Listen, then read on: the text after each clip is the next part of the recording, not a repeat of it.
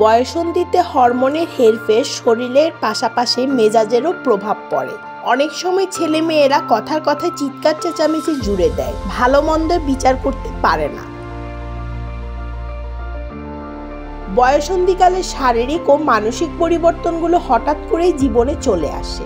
সেই বদলে ধাক্কা সামলাতে গিয়ে হিমশিম খায় বহু ছেলে মেয়ে। এই সময় তাদের আবেগ আচরণ নিয়ে কিছুটা কিংকর্তব্য বিমূঢ় হয়ে পড়েন অভিভাবকেরা। কথায় কথায় রাগ, এই ভালো এই খারাপ, মেজাজের সাথে তাল মেলাতে পারছেন না বাবা মায়েরাও। এমন সময় কি করণীয়? এই সময় ছেলে মেয়েদের শরীরে হরমোনের বিশেষ তারতম্য লক্ষ্য করা যায়, যা তাদের মেজাজ ও মনে প্রভাব পড়ে।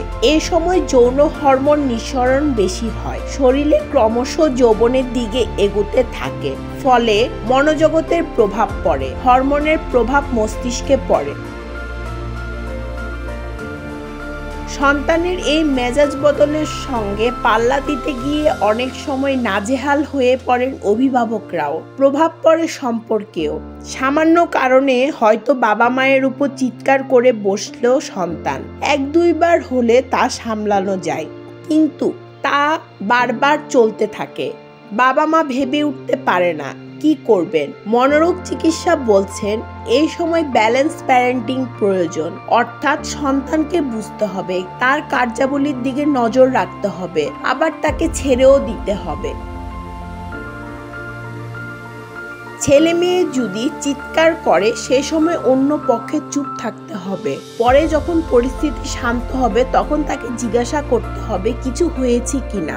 যে কোনো সমস্যায় বাবা মা পাশে থাকবেন, এই ভরসাটুকু সন্তান পেলে তাদের পক্ষেও পরিস্থিতি সামাল দেওয়া সহজতর হবে। সন্তানের ভাবনা বুঝতে হবে।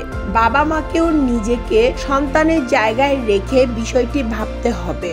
অনেক সময় সন্তান ও অভিভাবকের মাঝে বোঝাপড়ার অভাব তৈরি হয়। বাবা মায়ের উচিত সন্তানকে বোঝার চেষ্টা করা এবং সে যাতে নির্ভয়ে বাবা মাকে সব কথা বলতে পারে। এই বয়সে ছেলে মেয়েদের অনেকে মিথ্যা কথার প্রবণতা দেখা দেয়। হয়তো স্কুলে যাচ্ছে না, কিন্তু সে কথা সে বাড়িতে জানাতে পারছে না।